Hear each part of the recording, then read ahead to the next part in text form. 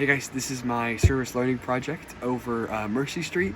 Sorry if I sound a little bit rough. I think I'm coming down with something, so that's a little fun.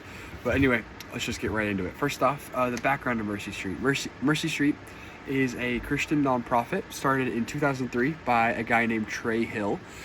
It was founded as a way to provide inner city kids with the opportunity to excuse me, to just experience things that they might not have gotten to if Mercy Street didn't exist. So they exist to provide children with more opportunities and to just propel them in life more than they might have gotten to without the help of Mercy Street. The three aspects that they kind of focus on are sports, leadership, and then mentoring. All of those come in different little forms. I mainly helped out with the sports side of things, so that's the one that I'm most common with.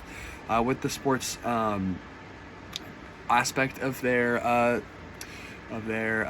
company, they run camps. They partner with different teams in different colleges and universities to provide different experiences for kids who are looking to join in a different sport. The two sports that I helped out with were soccer and volleyball. In soccer, I helped out at a soccer clinic, actually, a little camp thing that they did over spring break.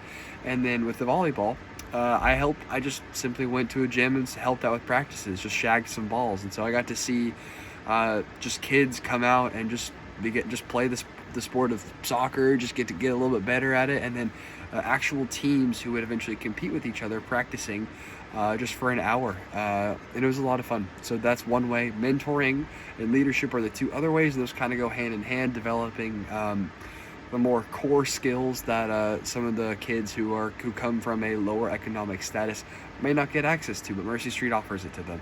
And all of that is founded underneath the fact that they are a Christian nonprofit, and so they do that by sharing the love of Christ as well. So for the three principles that I chose, the first one is stereotype.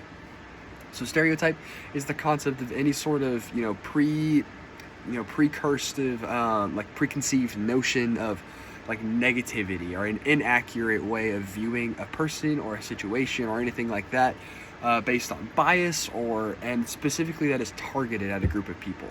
So it's usually you see it looking at seeing it targeted as at a culture or like an age group or a gender or something like that. That's stereotype. And Mercy Street handles stereotype very interestingly and way differently than today's culture because they fight against it and they operate outside of it. And so they try to fight it and eliminate any sort of bias or stereotype in order to make sure that everyone feels loved. This kind of goes back to their emphasis on the Christ-centered nature of their business. Excuse me, because with Christ at the center of it, he didn't separate, he didn't engage in stereotype, he loved everyone. And that's the same way that Mercy Street tries to engage with their people. The next principle I chose is the stakeholders. Stakeholders are any sort of person or group of people that provide a company with a positive resource. So this can include the top managers, lower level employees, customers, consumers, managers, any sort of that, any sort of person who can provide a positive benefit to a company and therefore have a little bit of a stake in it for themselves. That's a stakeholder. That can include investors even. Those are all different types of stakeholders. And so stakeholders, when it comes to Mercy Street, looks a little different because they're a nonprofit. And so you don't have like your typical giant corporate ladder that you have to climb up. They're they're much more horizontal than most companies. But their stakeholders are much more broad because while yes, you have the company side of things and you have the customer kind of things, the customers are actually the people who come to the camps and the people who want to be mentored and the mentees, like the people who are the mentor. Like there are people who want to be mentored, but there's also the people who are mentors. Those are all stakeholders. There's also the volunteers like myself. I am now a stakeholder in Mercy Street, or I was. Because of the fact that I relied on them to give me to show me how I would be volunteering. So I had a stake in their company for a little bit, therefore I was a stakeholder. Volunteers are stakeholders. And so it was really interesting. The teams that help out Mercy Street and provide a little bit of input to the venues that they use, those are all stakeholders. So principle 3 is non-programmed decision making. This one's pretty simple in that it's a type of decision making where it's non-routine. There's no fluidity towards it. There's no preconceived set of instructions towards it. It's just on a whim, trying to make a decision, trying to just use your intuition and to apply that to the situation you're a part of and have to make a decision for. With Mercy Street, this is pivotal because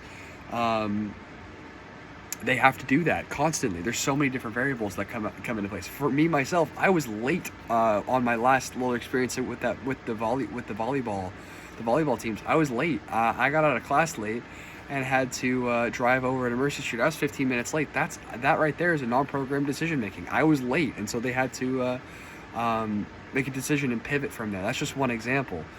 So that's just a couple of examples of non-programmed decision making. The impact. This is the really cool part for me because I loved getting to experience just the way that Mercy Street impacts kids. It was really cool to look at specifically the soccer camp that I helped out with. It was really cool to look at the kids that I was helping out with and kind of realize that without Mercy Street here, there's talent here and there's actual genuine love for soccer that would not be able to be harnessed properly without Mercy Street. And they're getting kids involved when they might not have been able to beforehand in such an organized manner. And of all, not only are they getting involved in such an amazing way, they're getting involved while also being shared with the love of Christ. If they come back when they're a lot older and realize, hey, Mercy Street really helped me out, they come back, they look at it, and they realize it's Christ behind all of this, and it's so evident. And personally, that's really encouraged me to just to keep pressing on with sharing the love of Christ to people, and trying to realize that in different ways. So that's the way it's impacted me personally. It's really been encouraging to see everything that they've done, and encouraging me to find other ways to get involved, because allowing kids to harness their true potential is really, really cool. For career, I want to be a student pastor. That's kind of my calling in life. That's what I feel called to. And so I wanted to experience, I've always wanted to get involved with different aspects of culture, different aspects of the socioeconomic status. I mean, I've always been in the middle class, hovering right in that line, and I've only really been able to impact people who are in that same line. I've never really gotten to experience people from a different socioeconomic or really even a different cultural background than I have, and I haven't been able to minister and really pour into those people, and getting the experience to do that was really, really valuable. So that's my little presentation on the Service Learning Project. I really liked it and really enjoyed my time, so thank you for listening. Bye.